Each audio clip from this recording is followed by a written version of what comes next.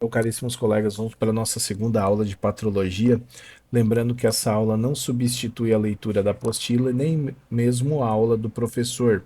Hoje nós vamos falar de um período muito importante da história da igreja, que é o tempo dos padres apostólicos. Mas quem foram eles? Os chamados padres apostólicos são escritores cristãos do fim do século I e do início do século II. Eles são chamados assim porque viveram muito próximo dos apóstolos. Alguns talvez tenham conhecido os próprios apóstolos, outros aprenderam diretamente com seus discípulos. Por isso, seus escritos são como uma ponte entre duas épocas. De um lado, o tempo do Novo Testamento e do outro, o desenvolvimento da tradição da Igreja. Eles não escreveram grandes tratados teológicos como fariam autores posteriores. Seus textos eram mais pastorais, isto é, voltados para orientar a comunidades cristãs concretas, corrigir erros e fortalecer a fé e preservar a unidade. Entre os principais nomes estão Clemente o Romano, Inácio de Antioquia, Policarpo de Esmirna, Pápias de Herápolis, além de obras como a Epístola de Barnabé, o Pastor de Hermas, a Didaque e a Epístola de Agoneto. Começamos então por Clemente Romano. Clemente foi o bispo de Roma e é apresentado pela tradição como sucessor de Pedro. Sua obra mais importante é a Carta aos Coríntios. Essa carta nasceu por causa de conflitos dentro da comunidade de Corinto. Alguns membros haviam se rebelado contra a autoridade da igreja, causando divisão. Clemente escreve para restaurar a paz, a ordem e a comunhão. Isso mostra algo muito importante. Desde muito cedo a igreja já se preocupava com a unidade, com a autoridade dos ministros e com escândalos que as divisões causavam diante dos pagãos. Depois temos Santo Inácio de Antioquia.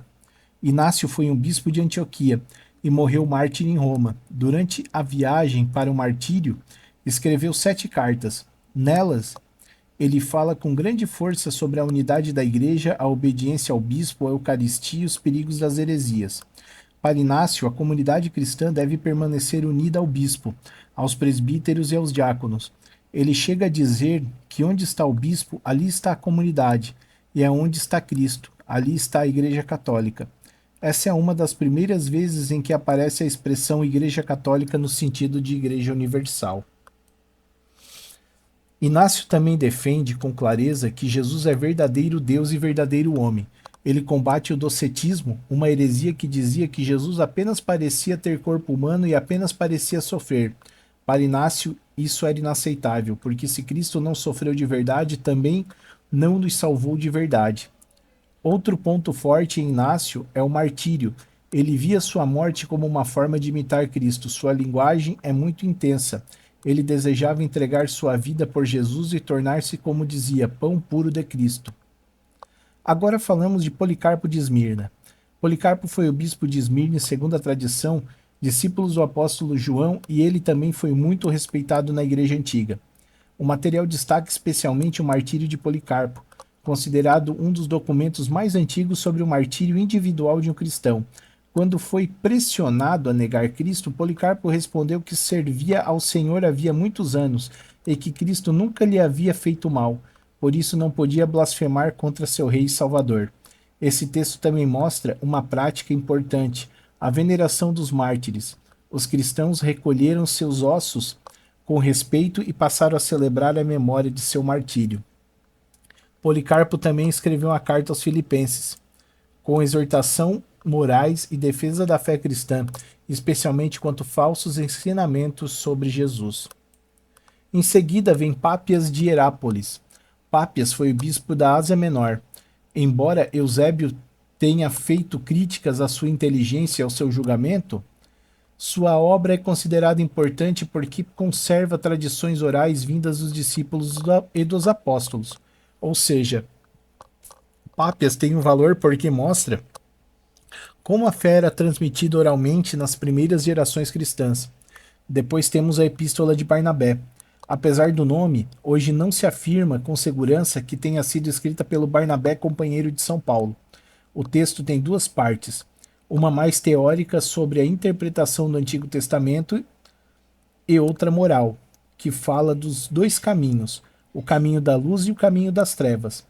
A obra interpreta muitos elementos do Antigo Testamento de modo alegórico, isto é, buscando sentidos espirituais por trás dos textos e práticas judaicas.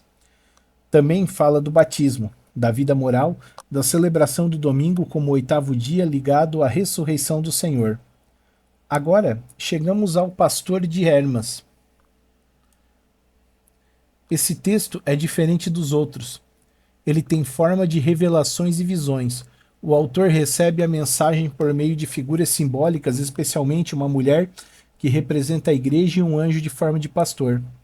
A grande mensagem do Pastor de Hermas é a penitência, ou seja, a conversão. O texto insiste que os cristãos que pecaram depois do batismo ainda podem se arrepender, mas precisam fazer isso com seriedade. A igreja aparece como uma torre em construção. Algumas pedras são boas, outras estão quebradas ou precisam ser ajustadas. É uma imagem muito bonita. A igreja é formada por pessoas santas, mas também por pecadores chamados à conversão.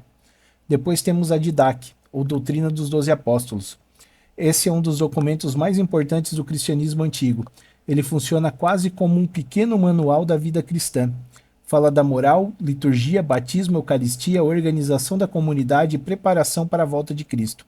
A Didaque também apresenta a ideia de dois caminhos, o caminho da vida e o caminho da morte. Ela mostra que a igreja primitiva já tinha normas comunitárias e preocupações com a caridade, com um trabalho digno e com a necessidade com a unidade em comunidade. E por fim, temos a Epístola de Diagoneto. Esse texto é uma defesa do cristianismo escrita para um pagão chamado Diagoneto, que uma das imagens mais famosas da carta é esta: os cristãos são para o mundo aquilo que a alma é para o corpo. Eles vivem no mundo, mas não pertencem totalmente ao mundo.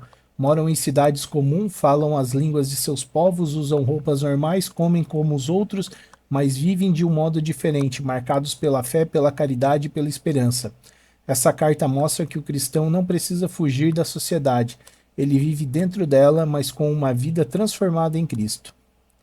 Concluindo, os padres apostólicos e esses primeiros escritos são fundamentais porque mostram como a igreja era logo depois dos apóstolos. Eles falam de unidade, bispos, eucaristia, martírio, conversão, caridade, vida moral, combate à heresia, esperança na volta de Cristo.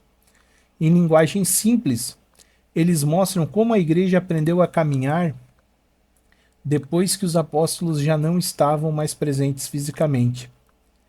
E esse período é precioso porque nos permite enxergar a fé cristã ainda muito mais próximas de suas raízes. Então, depois disso, o professor deixou uma pergunta que é: quem são os padres apostólicos e qual a obra que você mais se identificou? E manda a gente comentar. Então, segundo o material didático, os padres apostólicos são os escritores cristãos do final do século I, do início do século II, cujos ensinamentos são considerados um eco direto da pregação dos apóstolos. Alguns deles conviveram com os próprios apóstolos, enquanto outros aprenderam com os discípulos. Por isso, seus escritos fazem a ligação entre o tempo do Novo Testamento e o desenvolvimento das tradições da igreja. Eles não tinham intenção de formular tratados teológicos sistemáticos, mas escreviam de forma pastoral, orientando as comunidades e preservando a unidade da fé, combatendo os erros e divisões. Entre as suas obras, a que mais se destaca e a qual é mais fácil de se identificar é o Pastor de Hermas, isso porque ela aborda de forma muito concreta a realidade humana, o pecado, a queda, principalmente a possibilidade de arrependimento e conversão, a imagem da igreja como uma torre em construção formada por pessoas imperfeitas que podem ser restauradas, e isso é muito forte e atual. Ela mostra que ninguém está perdendo definitivamente, mas que todos são chamados a mudar de vida enquanto ainda há tempo. Em outras palavras, essa obra toca diretamente na vida real. Você errou? Ok, mas se levanta, corrige e volta para o caminho. É quase que um manual espiritual desses manuais raiz, assim, sem rodeios. Muito obrigado a todos.